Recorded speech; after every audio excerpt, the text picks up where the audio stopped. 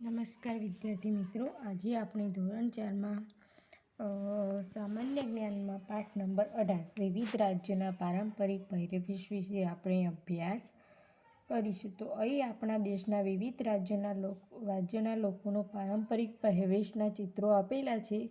તે દરેક ચિત્રની નીચે જોડી તે રાજ્યની કે રાજ્યનું નામ બોક્સમાંથી ખાલી જગ્યામાં લખવાનું છે. બરાબર. તો અરુણાચલ પ્રદેશ, હરિયાણા, હિમાચલ પ્રદેશ, ગુજરાત, જમ્મુ કાશ્મીર, પંજાબ, રાજસ્થાન, સિક્કિમ, તમિલનાડુ, મહારાષ્ટ્ર, પશ્ચિમ બંગાળ અને કર્ણાટક. તો બધા અલગ અલગ રાજ્યોના નામ આપેલા છે. એ કયા રાજ્યનો કયો પહેરવેશ છે એ લખવાનો છે. બરાબર. તો પહેલા નંબરનો છે એ આ બાજુનો છે જમ્મુ કાશ્મીરનો પહેરવેશ છે. અને આ બીજા નંબરનો છે એ રાજસ્થાન લોકો પહેરવેશ છે. ચલો, ત્રીજા નંબરનો છે એ હરિયાણાનો પહેરવેશ છે.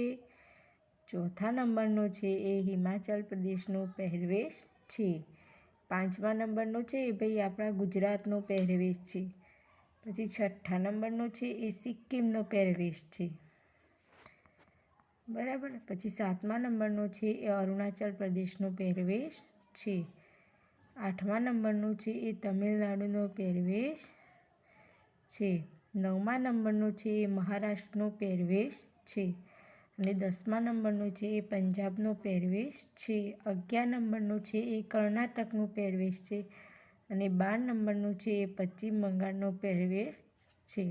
તો આપણે પાઠ નંબર 18 વિવિધ રાજ્યોના પહેરવેશો વિશે આપણે અભ્યાસ કર્યો. હવે પાઠ નંબર છે એ 19 કેટલાક પ્રતીકો. તો અહીં કેટલાક પ્રતીકોના ચિત્રો આપેલા છે. તે દરેક ચિત્ર ઓળખી પ્રતીકનું નામ બોક્સમાંથી પસંદ કરી ખાલી જગ્યામાં લખવાનું છે. તો રેડ ક્રોસ ને બધા અલગ અલગ આપેલા છે પ્રતીકોના ચિત્રો.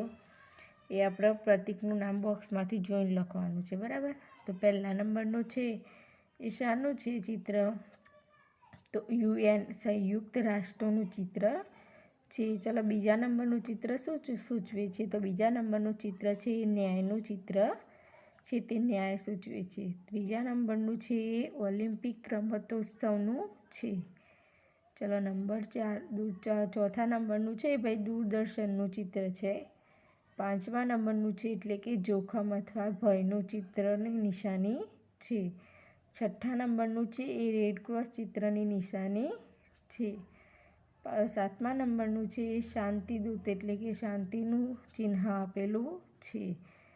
આઠમા નંબરનું છે એ ધૂમ્રપાન કરવા માટે મનાઈ. હતા ધૂમ્રપાન ચાલી રહ્યું છે ને વિદ્યાર્થી મિત્રો, તો એ મનાઈ માટેનું છે. ચલો, નવમામાં છે એ શાંત વિસ્તાર. દસમામાં છે આગની અગમ ચેતી.